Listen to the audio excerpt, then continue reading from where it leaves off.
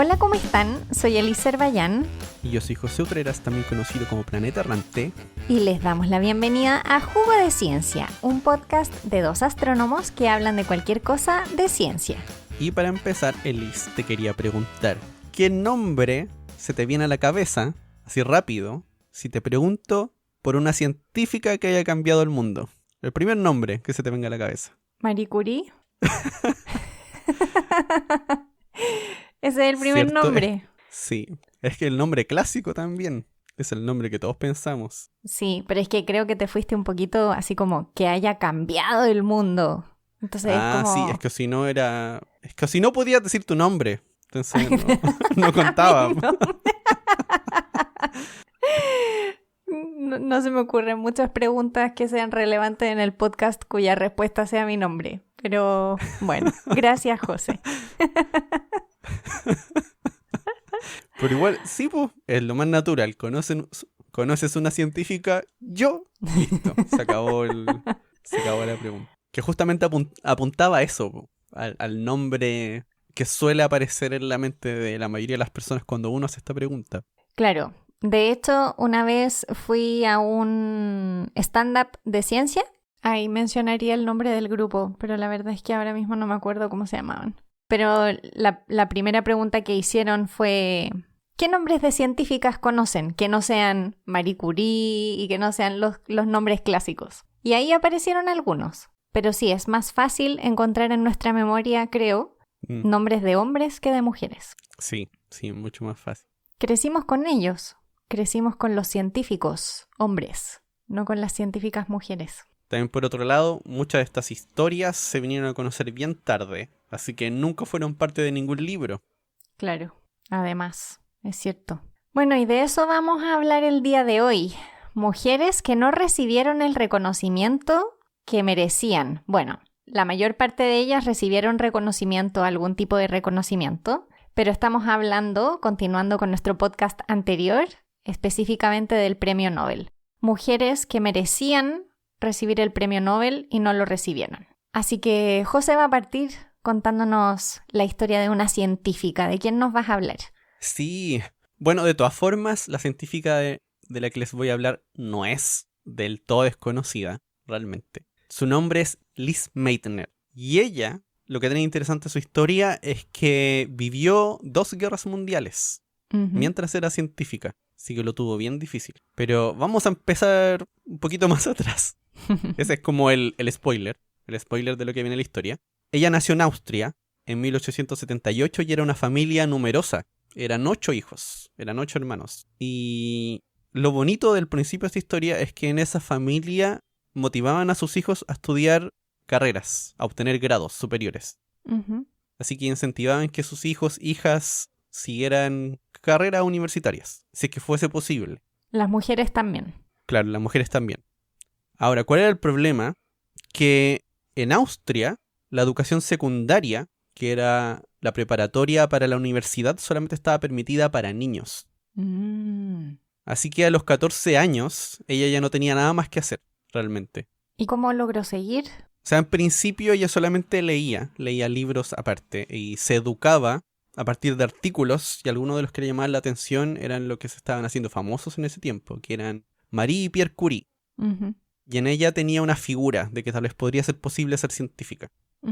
Y afortunadamente, en 1899, esto era ya la edad de 21 años, el gobierno de Austria cambia las leyes en educación.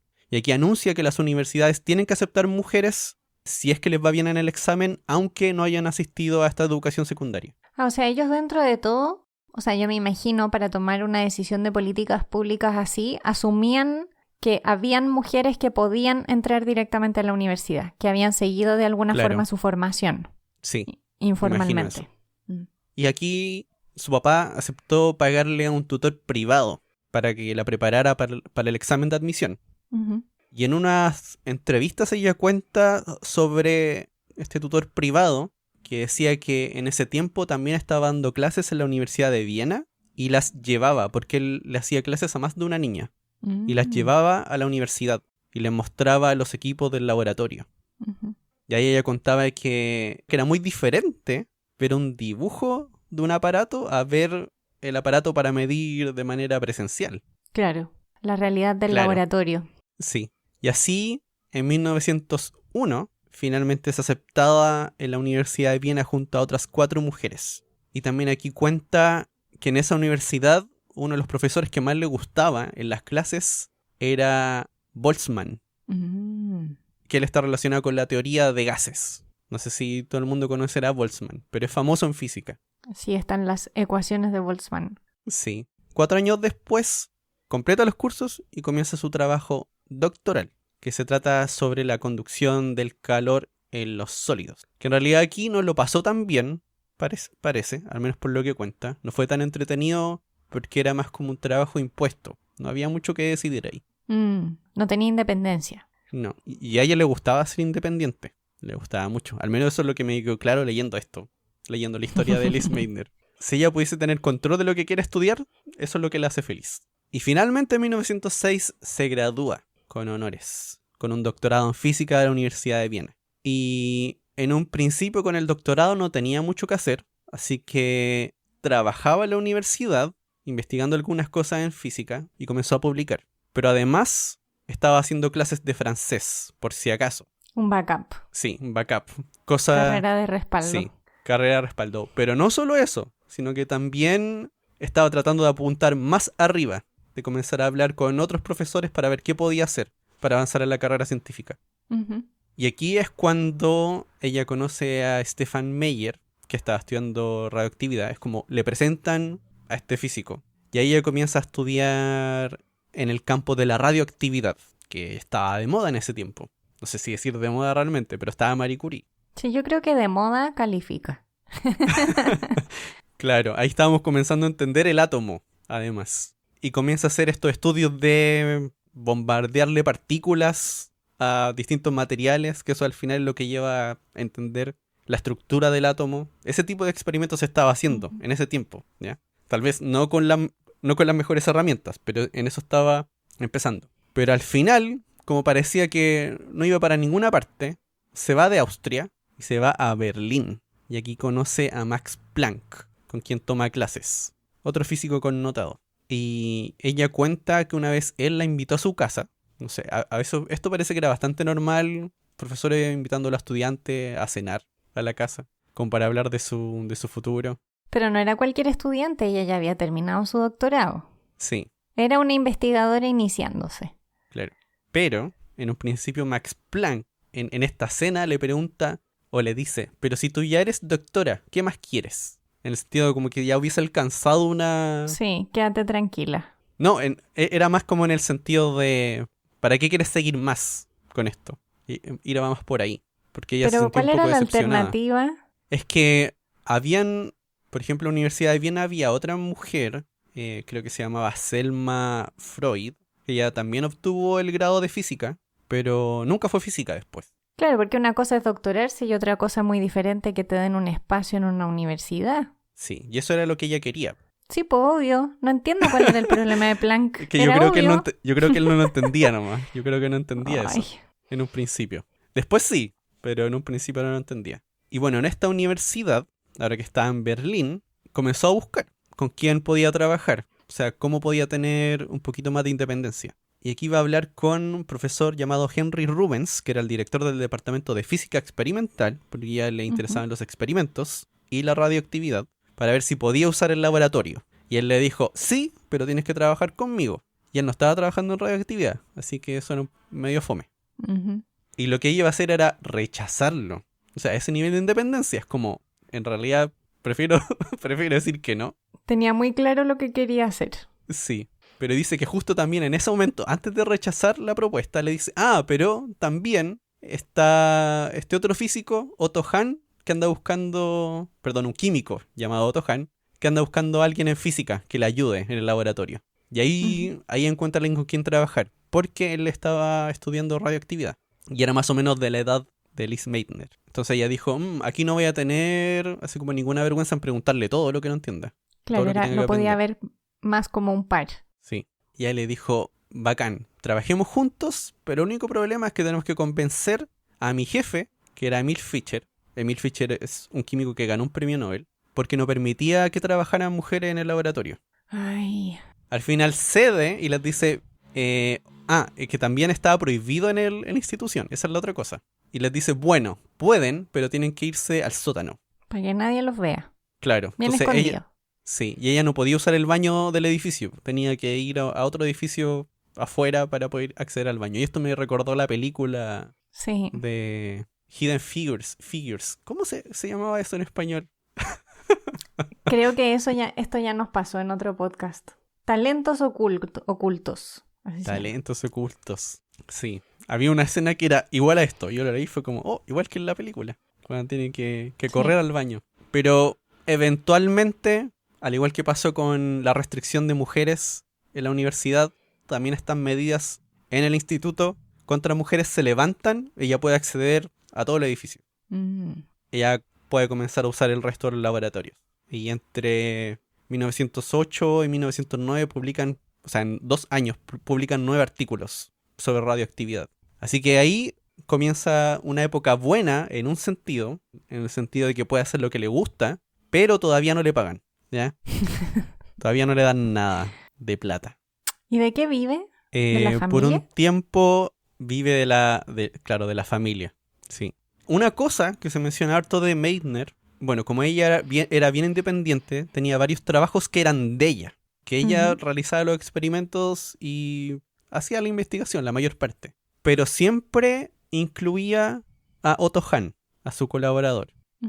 Por lo general, ella decía que prefería eso porque Otto Hahn era más conocido y también Otto tenía una personalidad un poco más fuerte que ella. Ella había perdido, o sea, tenía como un vacío en su educación, porque ingresó un poco más tarde a todo el sistema. Entonces todavía no se sentía tan preparada para discutir a nivel académico. Y también era tímida. Sí, yo creo que más que el conocimiento deben haber sido inseguridades. Claro. Entonces ella prefería que él estuviera ahí y también para que él pudiese, no sé, presentar el trabajo en otra parte.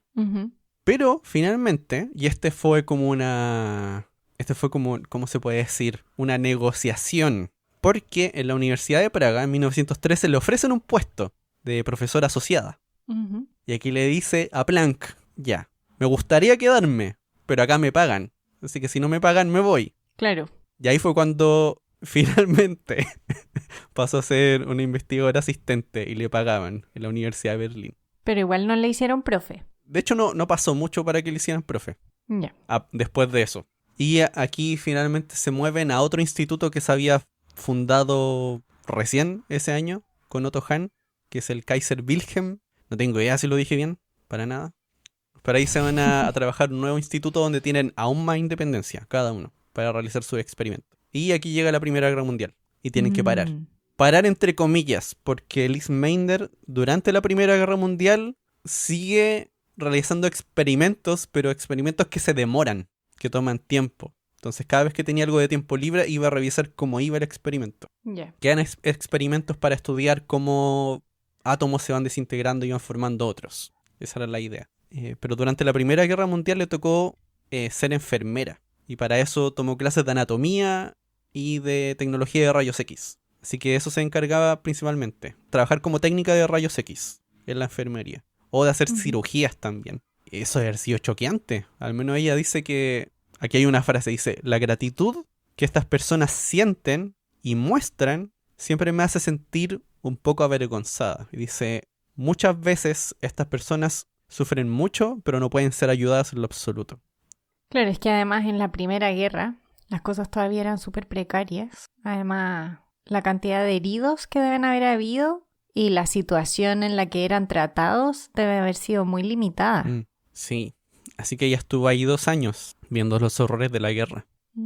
Ya en 1917, cuando ella vuelve al edificio, le piden organizar un nuevo departamento de física experimental en el Instituto de Química. Entonces ahora tiene los recursos, desarrolla un laboratorio de física experimental que puede competir a nivel internacional con los otros grandes laboratorios del mundo. Entonces ahora está en un estatus top. Sí, justo después de la guerra. Y aquí fue cuando, durante este experimento que estaba haciendo durante la guerra, que eso a mí me impresiona, era como estar con la cabeza en 2 lados diferentes al mismo tiempo. Pueden ver una de estas como reacciones de radioactividad en que un átomo se va desintegrando en otro y descubren o aíslan un nuevo elemento químico, que era lo que venía antes del actinio, que ya se conocía. Y ella lo llamó protactinio, de que viene antes del actinio. Y el título del artículo es La sustancia madre del actinio, un nuevo elemento radioactivo de larga vida media. Que la vida media es cuando si tú tienes como un montoncito de ese elemento, en ese tiempo, la mitad de eso se haber convertido en otra cosa. Que en este caso se demoraba 32.000 años, un poco más de eso. Bien lento. Sí, harto tiempo. Sí. Y aquí lo mismo, ella hizo el trabajo prácticamente sola, pero igual puso a Otto Hahn como primer autor. ¿Y Otto Hahn seguía con ella en el nuevo laboratorio? Ellos ahora cada uno tenía trabajaba en su laboratorio, colaboraban igual, pero cada uno estaba a cargo de lugares distintos. Ella era física experimental y él era la parte de química. Uh-huh. ¿Y por qué a estas alturas lo sigue poniendo de primer autor? Porque igual habían cosas en las que lo ayudaba, por lo menos en la parte en la que había que aislar el químico, las reacciones necesarias para aislar el elemento puro. Pero tú lo acabas de decir, la ayudaba. Porque es primer autor. La ayudaba, no debería ir de primer autor. Sí, pero no sé. Esas son unas cosas raras que tiene esta historia. Y bueno, aquí ya al fin hace clases, en los 20. Y aquí hay una historia que muestra como un poco el grado de estereotipo o de discriminación que hay. Uh-huh. Porque hay una charla, como una charla inaugural de sus clases, que se llamaba El significado de la radioactividad en los procesos cósmicos. Ya. Y en un artículo de prensa, no en todos, pero en un artículo de prensa, cambiaron el cósmico por cosmético. Ay, Dios mío. Periodistas. Ya. No tengo nada en contra de los periodistas, pero es que en la historia de la ciencia hay muchos chascarros con esta cosa de cambios de palabras Sí. en medios de prensa y que luego quedan ahí por siempre. Sí. Y en 1926, aquí entre medio de la historia, recibió algunos premios como científica Uh-huh. de la Academia de Ciencias de Berlín y de Austria. Pero en 1926, a la edad de 47, se convierte en la primera mujer profesora a tiempo completo de física en la Universidad de Berlín. Wow. Sí. Y Einstein la llamaba nuestra Marie Curie alemana. Es que además de todo, siento que igual hay ciertas similitudes con la historia de Marie Curie. Sí, sí. La gran diferencia, eso sí, es que Lise Meitner era muy precavida con la limpieza de su laboratorio. ¿Ya? El laboratorio era muy limpio. Entonces, siempre evitaba que cualquier cosa del laboratorio estuviese mucho tiempo expuesto a radiación. Así que a diferencia de los Curie, Lise Meitner no tuvo este trágico desenlace después de estar contaminada por radiación. ¿Y ella tenía alguna noción de que la radiación era mala? No, no realmente. Al menos No era solo como de ser ordenada. sí. Sí, va mucho más por ahí. Y en los años 30, aquí es cuando ya llegamos a la parte del Nobel, que comienzan a estudiar lo que se llaman los elementos transuránicos, que van más allá del uranio. Porque se conocía el uranio, pero no se conocía nada más pesado que el uranio. Entonces estaba la duda si es que uno podía hacerlo, si es que era posible hacer esto. ¿Ya? Ya. Y en este desafío, las personas que estaban compitiendo, porque había una competencia férrea, era Lise Meitner con Otto Hahn en Alemania, estaba Irene Curie en Francia, la hija de Marie Curie, y en Italia estaba Enrico Fermi, que de hecho en 1934 ya había dicho que al parecer había logrado sintetizar un elemento más pesado que el uranio. Al parecer. Sí, porque en realidad lo que hacían era que al uranio le disparaban un neutrón y lo que pensaban que pasaba era que el neutrón quedaba en el núcleo atómico y después eso emitía una partícula beta, que es un electrón, y el átomo quedaba más pesado. ¿Ya? Y después lo que hacían no era detectar directamente el átomo, sino que era la radiación que salía. Y decían, ya, lo logramos parece. Ya. Pero no era directamente. Claro. Eso era lo que ellos pensaban que tenía que pasar. Ahora, ¿cuál fue el problema? Que todos estos equipos se pusieron a hacer los mismos experimentos y después cuando tenían que analizar lo que había después de disparar un neutrón, o sea, qué cosa detectamos, todos comenzaban a detectar cosas que se comportaban como elementos diferentes. Algunos decían, parece que tenemos actinio, otros decían, no, parece que esto es un lantano, no es radio, no, es borio. O que se comporta O sea, como los borio. experimentos, según ellos, los experimentos daban resultados diferentes. Claro, pero estaban todos seguros de que sí estaban formando elementos más pesados. Pero dentro de los subproductos nunca obtenían lo mismo. Ujú. O sea, y tampoco sabían si es que estaban estos otros elementos. Solamente decían, se comporta como, ¿ya? Entonces podía ser un elemento nuevo que tiene un comportamiento diferente nomás. Que se parece a otro elemento más liviano, de los conocidos. Y aquí, por lo menos entre el grupo de Liz Meitner y de Irene Curie, eran súper agresivos. En el sentido que decía, tu experimento está mal hecho, te equivocaste, retracta tu artículo. En un momento Otto Hahn le dice al esposo de Irene Curie que no la criticaba más solo porque era mujer. ¡Qué horror! Sí, ese era el nivel de la discusión. Bastante mal. Y toda esta investigación se ve ralentizada. Adivina por quién, porque estamos en los años 30. Llega la Segunda Guerra. Sí, llega la Segunda Guerra Mundial. Ella está en Alemania y su familia, sus abuelos eran judíos. Entonces en un principio se le obliga a renunciar a su puesto. Le ofrecen trabajo en otros lugares, como en Holanda, pero Max Planck, que está en Berlín, la convence de que no se fuese todavía, ¿cachai?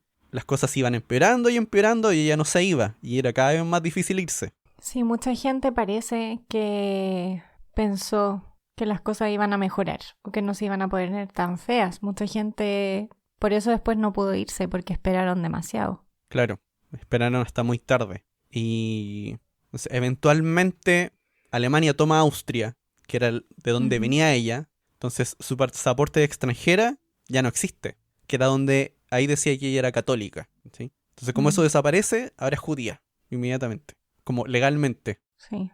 Y ya lo que tratan de hacer o tratar de negociar con el gobierno es alguna manera de hacer que se fuese de Alemania, pero les dicen que Liz Meitner no se puede ir, porque como es judía, si se va, puede atentar contra el gobierno alemán desde afuera. Así que se tiene que quedar en Alemania. Qué horror.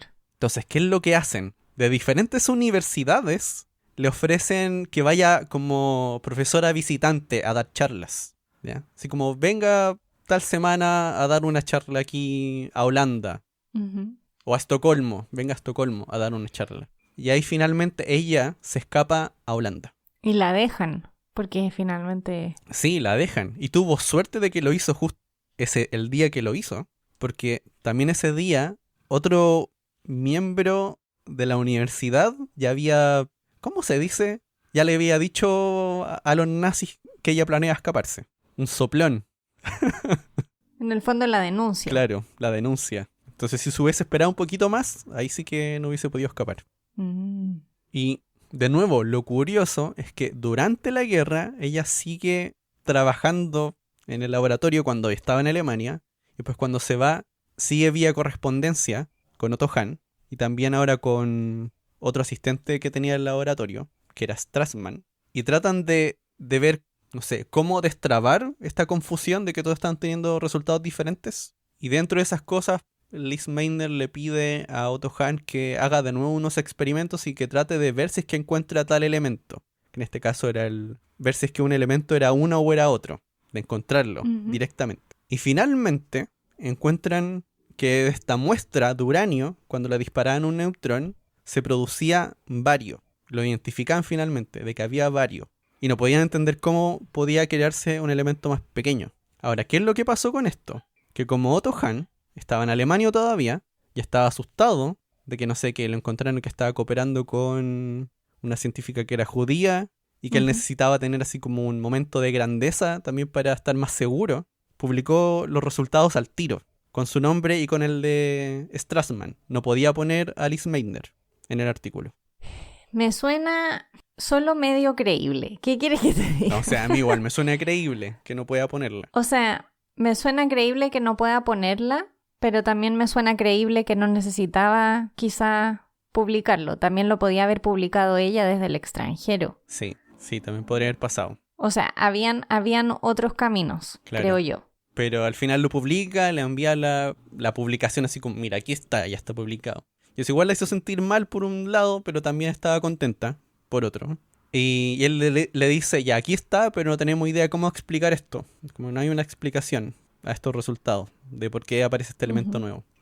Y ahí fue cuando ella, con su sobrino, que también era físico, se acuerda de que hay una nueva manera de entender el átomo, como una gota de agua, que tienen como una tensión superficial. Ujú. Y se estaban preguntando si tal vez cuando tú agregas muchas cosas dentro del átomo, esa tensión superficial es muy débil como para mantener al átomo con forma redondita, que es al final lo que mantiene una gota redonda, la tensión superficial. Y ahí encuentran que efectivamente pasa eso. El núcleo no es muy estable y se deforma y se separa. ¿Y eso se lo cuenta a Otto Hahn? No inmediatamente, no. Lo que hacen es comenzar a hacer los cálculos con su sobrino, que se llama Otto Frigg. Hay dos Otto aquí en la historia. Hacen experimentos para confirmar lo que estaban suponiendo de manera teórica, ¿ya? Porque hicieron el cálculo teórico. Y una vez que lo confirmaron, comenzaron a escribir el artículo, ellos dos, donde mostraban este nuevo proceso nuclear, que era el proceso de la fisión. Y ahí acuñan el término de esta división nuclear, de que un átomo grande como el uranio se puede separar en fragmentos más pequeños. Ujú. Y también en estos cálculos calculan cuánta energía se crea durante esa reacción. Y ahí se dan cuenta que, por ejemplo, aquí hay como una comparación de escala, que dicen que con 1 kilo de uranio podían producir como 40 millones de kilos de TNT, de dinamita. Chuta. Entonces, por un lado se dan cuenta de que hay mucha energía que se puede producir en ese proceso y que puede también separar otros átomos, pero también se dan cuenta de que hay mucha energía que podría usarse mal, como para hacer Sobre todo, bombas. claro, estando en guerra. Sí. Y bueno, estos son detalles de la historia, ustedes los pueden... No sé dónde pueden encontrar esto para leerlo, pero si uno lee la historia de cómo se va haciendo la bomba, hay algunos científicos que comienzan a decir que no tenían que seguir publicando investigaciones sobre esto. Y hay un poco de discusión en que unos decían que eso era atentaba contra la investigación, no tener la libertad de publicar, porque había miedo de cómo se iba a usar esto, justo en ese tiempo. Sí. De hecho, a ella la invitaron en 1943 para trabajar en el proyecto de la bomba atómica, pero ella no aceptó. Sí, eso te iba a decir, de hecho. Son como los primeros pasos para la bomba atómica. Sí, la gente se dio cuenta al tiro de que esto servía para hacer una Sí, bomba. Bueno, y en 1944, Otto Hahn recibe el Premio Nobel de Química por la fisión nuclear. Ya, pero espera. Sí. ¿Pero por qué por la fisión nuclear si él no fue el que explicó lo que pasaba? Ya.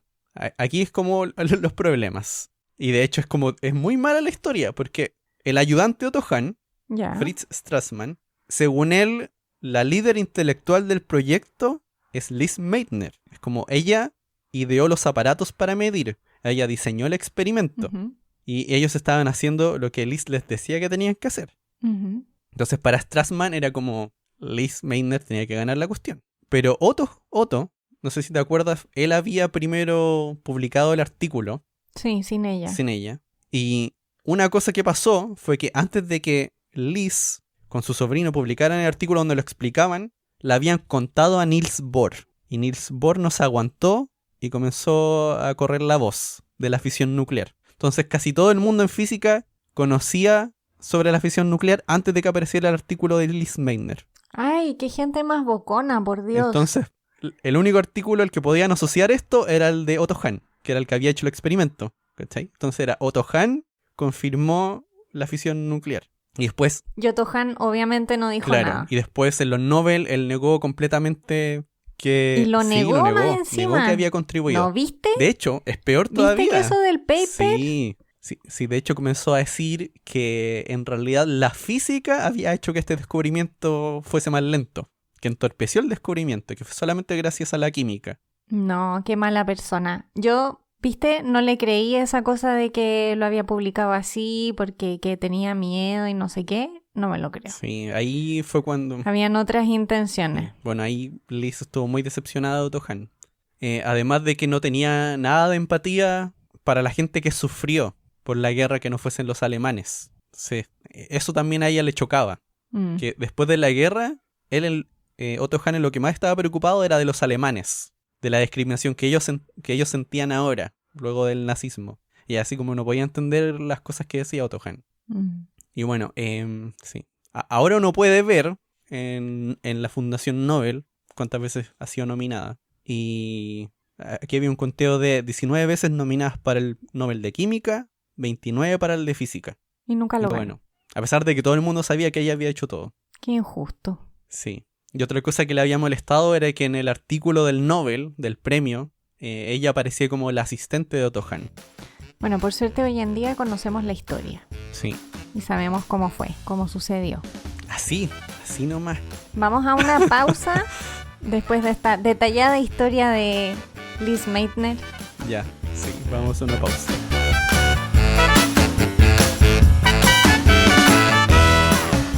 ¿Sabías que Marietta Blau fue nominada 5 veces al Premio Nobel de Física o Química en los años 50? Ella, junto a Hertha Wambacher, desarrolló emulsiones fotográficas que mejoraron el estudio de la radiación cósmica, descubriendo, por ejemplo, la desintegración explosiva de átomos pesados. Lamentablemente, nunca recibió el galardón.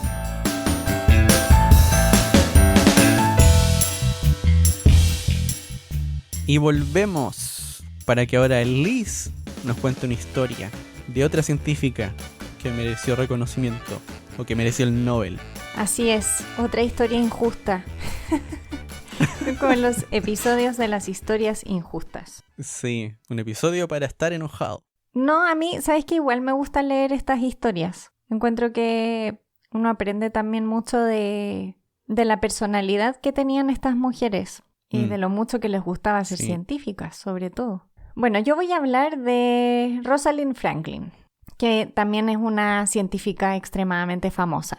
Hoy en día, yo creo que quizá, yo dije Marie Curie como el primero, pero es uno de los primeros quizá 5 nombres que a uno se le vienen a la mente fácilmente, sobre todo si no metemos a ninguna astrónoma de por medio. Porque sí. Quizá ahí a José y a mí nos pasa que quizás se nos vienen más nombres, pero si eliminamos astrónomas, que es donde conocemos más, científicas, sí. Yo creo que Rosalind Franklin es una de las top 5. Eso no quiere decir que yo encuentre que la investigación de otras no sea más importante. Yo solo digo que es como de las más famosas. Dato random. La NASA creó un rover que se llama Marie Curie, pero esa nunca fue a Marte. Y en el futuro van a enviar uno europeo que se va a llamar Rosalind Franklin. Ah, mira, están cruzados. La NASA con Marie Curie y Europa con Rosalind Franklin. Mira tú. ¿Verdad? Ya.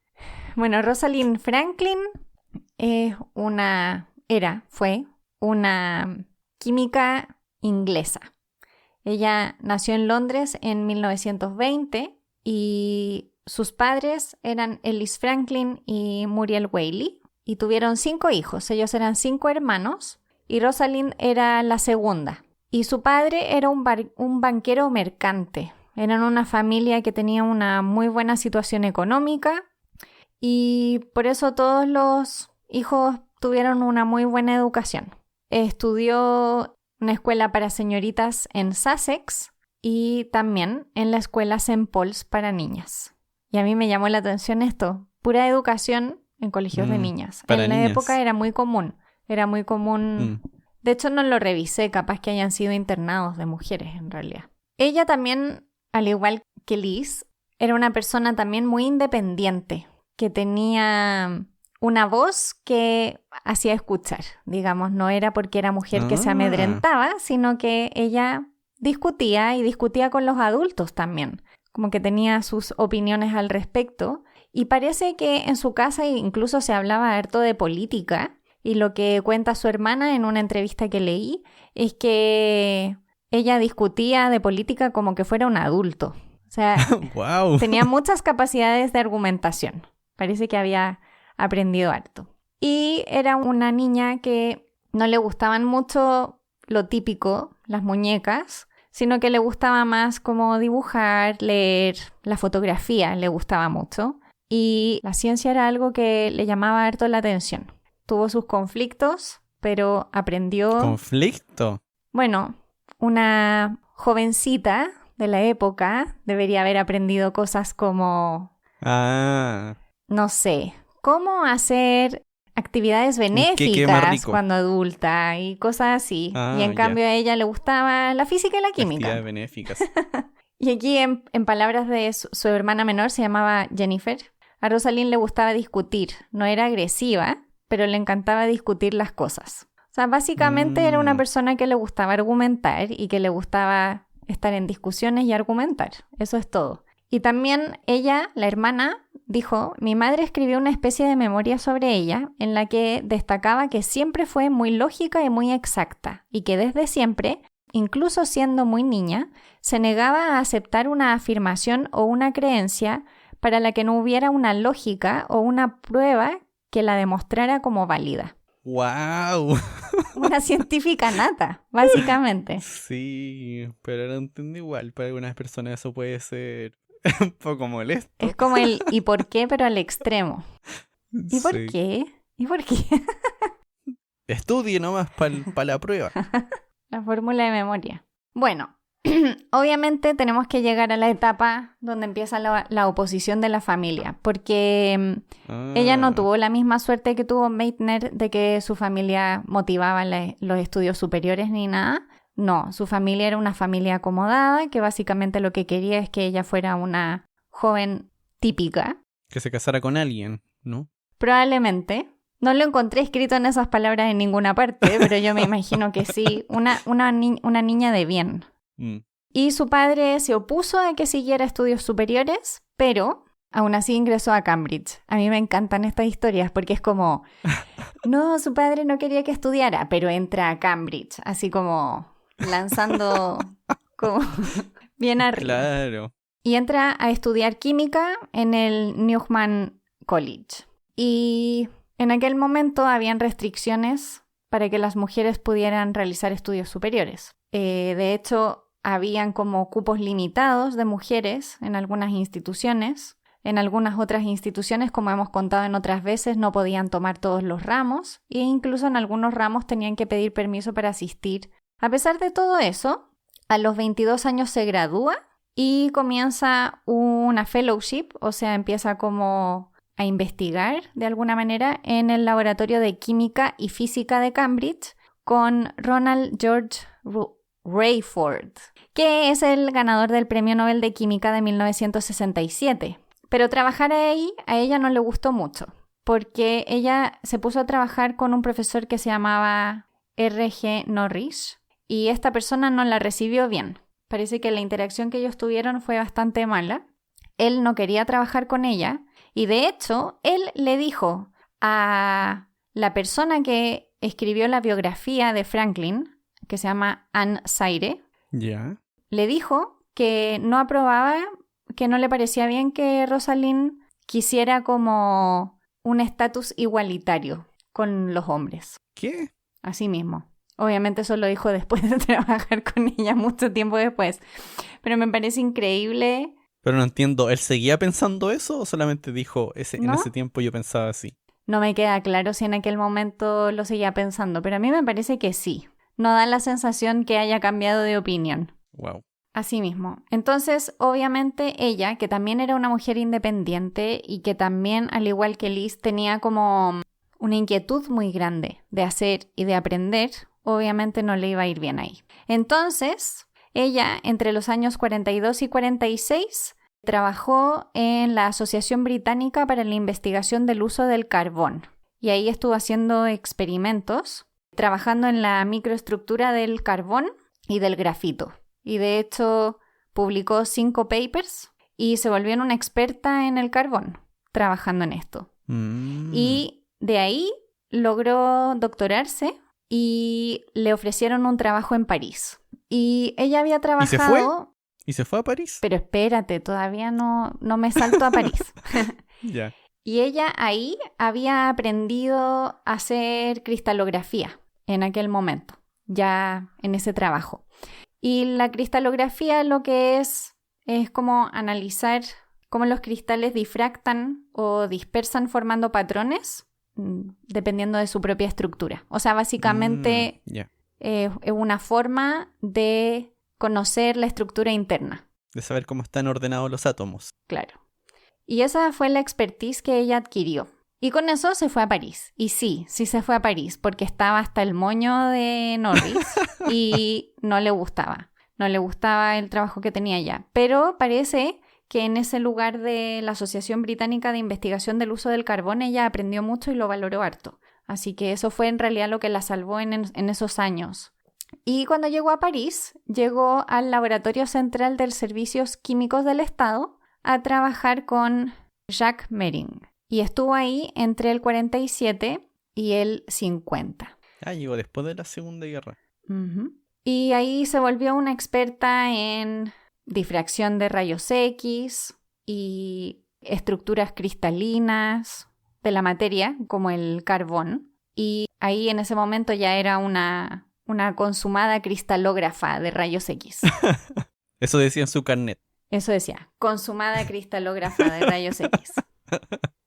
Y parece que ese tiempo que ella estuvo en París lo disfrutó harto. Disfrutó mucho la libertad, la vida social. Parece que en el laboratorio era una persona súper intensa, pero que la vida social que tenía era como muy activa. O sea, era un poco como muy apasionada en el laboratorio, como para discutir, pero luego era una persona muy amable y divertida, digamos. Como que tenía esta dualidad.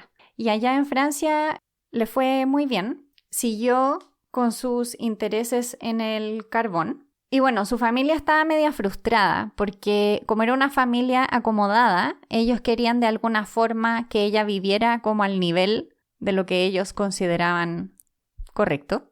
Y ella en realidad no quería ayuda de nadie. Ella vivía con lo que ganaba tranquilamente y no aceptaba nada de dinero de ellos. Así que estaban un poquito frustrados de esta situación.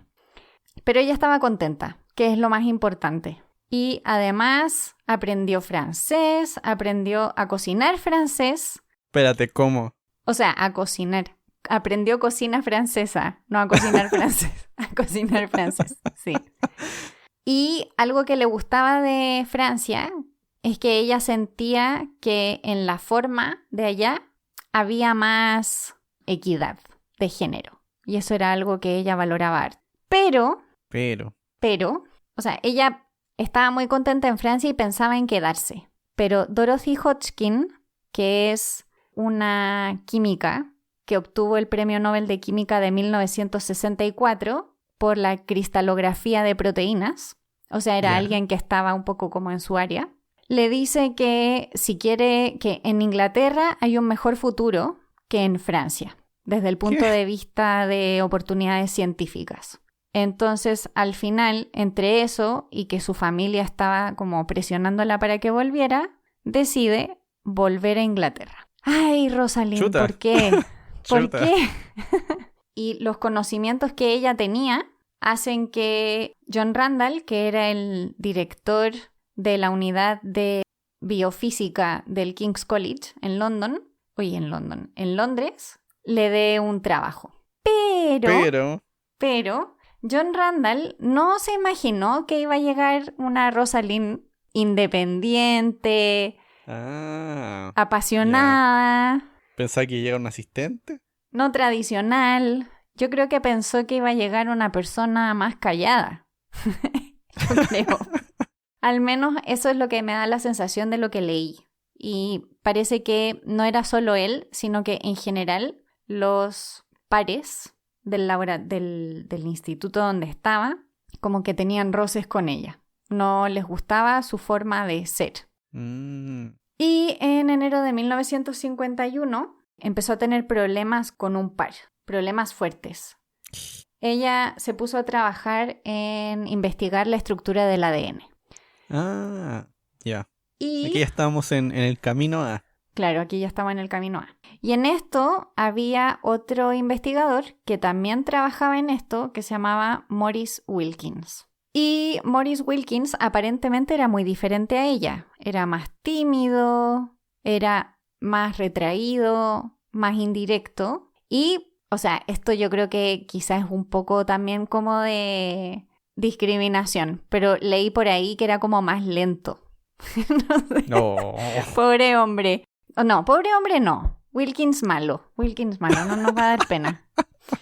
Pero pobre hombre en eso. Como que encontré que los comentarios también eran un poco... Cada uno tiene su ritmo en el laboratorio. Yo creo que ella debe haber sido un torbellino, una persona extremadamente inteligente, con ideas súper claras. Entonces, claro, una persona más calmada, más sosegada al lado de ella se debe haber visto súper lento. Y el problema de todo acá fue que Randall, el que había contratado a Rosalind, le había entregado, digamos, la investigación del ADN, de la estructura del ADN, a Rosalind. Pero no se lo había dicho a Wilkins, que estaba haciéndolo. ¿Qué? Entonces, además, como que Randall tampoco le dijo a Franklin que Wilkins iba a seguir trabajando en esa línea. Ah. Y entonces se generó obviamente un conflicto, porque Wilkins pensó, oye, esa es mi investigación, ¿por qué se la das a ella? Y ella dijo, ¿por qué sigue este hombre haciendo esto si lo estoy haciendo yo? Así que esto lo que generó es que Franklin no trabajó con Wilkins. Decidió no trabajar nada con él y hacerlo todo con su asistente,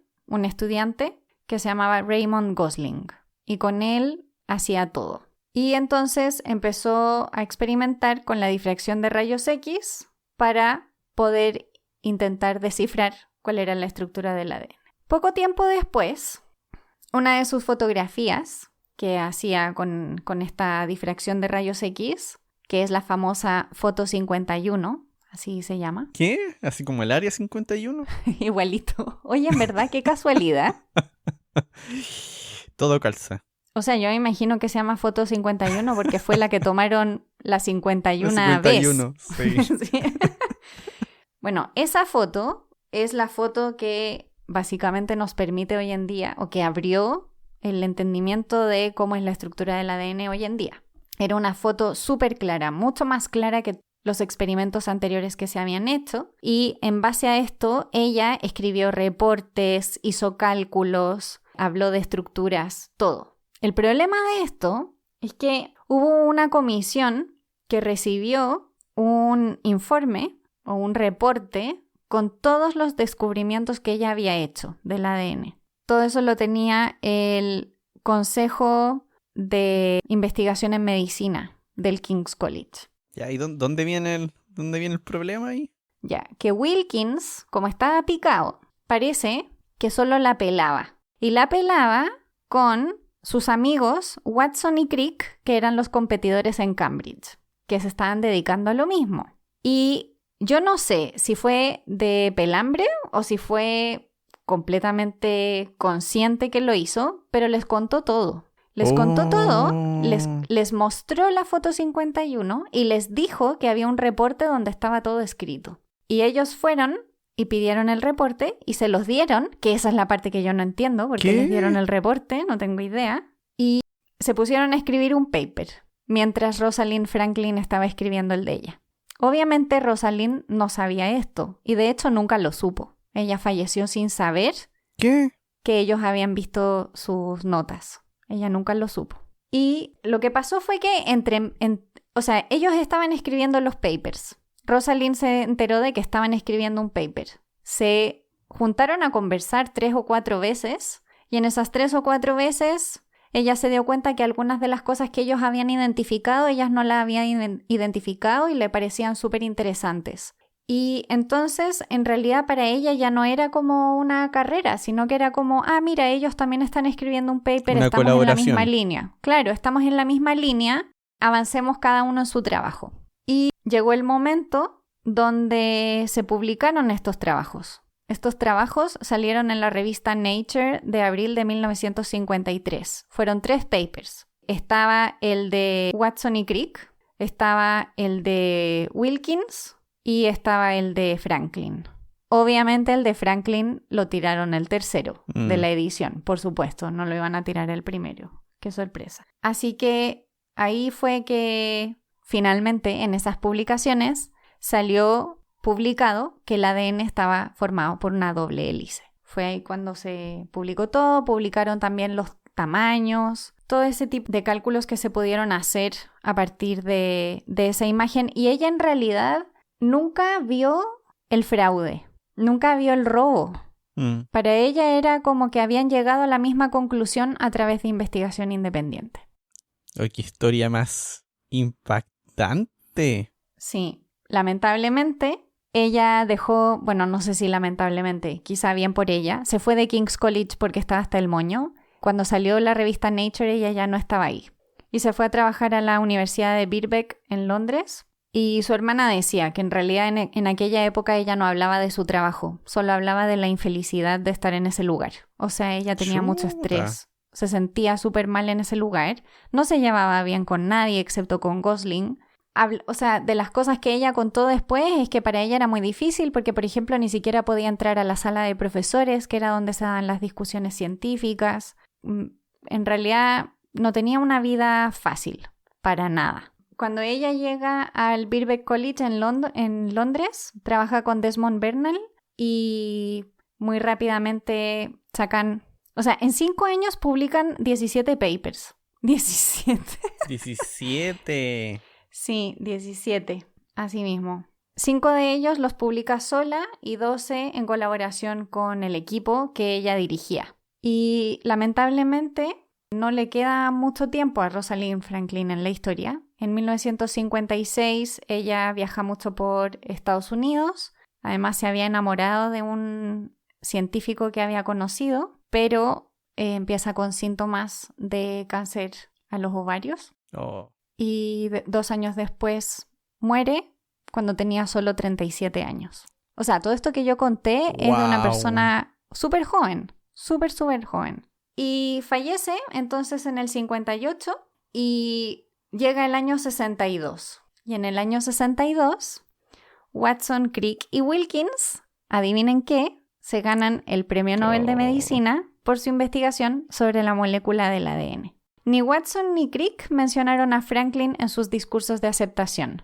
Solo Wilkins lo hizo de una forma breve, por decirlo así. Y lo peor de todo es que Watson publicó un libro que se llama La doble hélice. Y prácticamente toda la historia del descubrimiento del ADN que conoce la gente proviene de este libro, que es un libro donde yo no me lo he leído, pero lo que leí al respecto es que habla bastante mal de Franklin y además obviamente no reconoce en absoluto nada de lo que sucedió. Y bueno, hoy en día se conoce la historia y dicen que no le dieron el premio Nobel porque ya había fallecido y que se supone que no se pueden entregar premios Nobel póstumos. Y en principio uno piensa, bueno, si hubiese estado en vida, quizás se lo hubiesen dado, no lo sé, porque José ya nos ha contado que los premios Nobel se entregan a 3 personas y aquí eran 4. Y me tinca que ella era la última, así que capaz que no se lo hubiesen dado tampoco. Sí, además como fue el tercero de los artículos, capaz que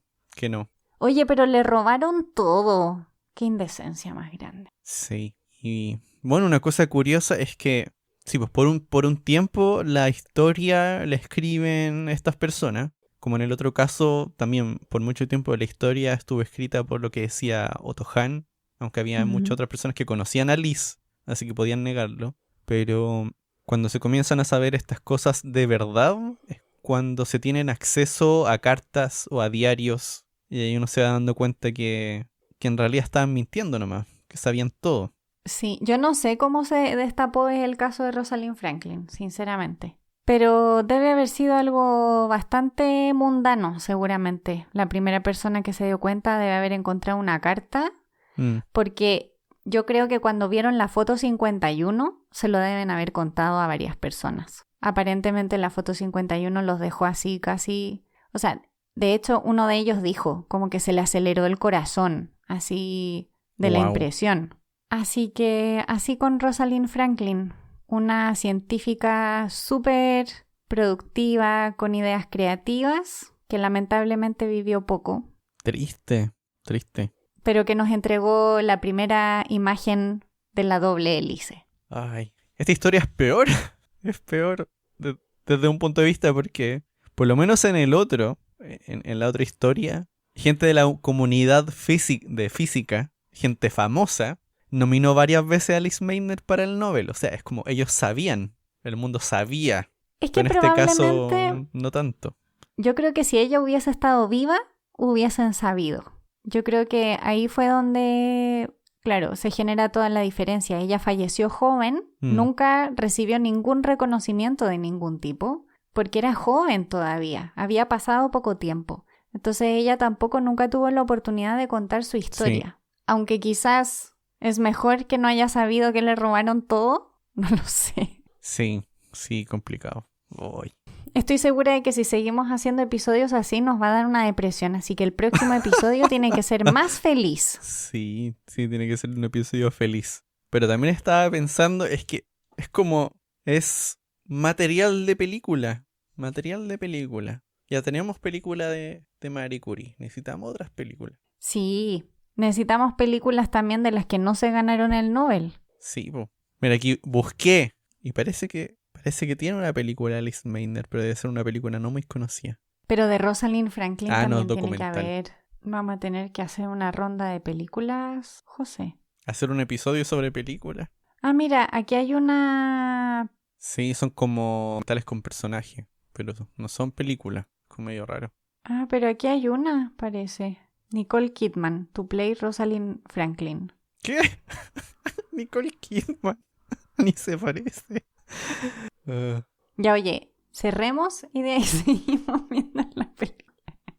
Bueno, y esperando que podamos ver películas de estas mujeres y de muchas otras, aprovechamos de recordarles que ahora nos pueden apoyar en Patreon y así nos van a poder ayudar directamente a que nuestro podcast siga y sea cada vez mejor, ojalá.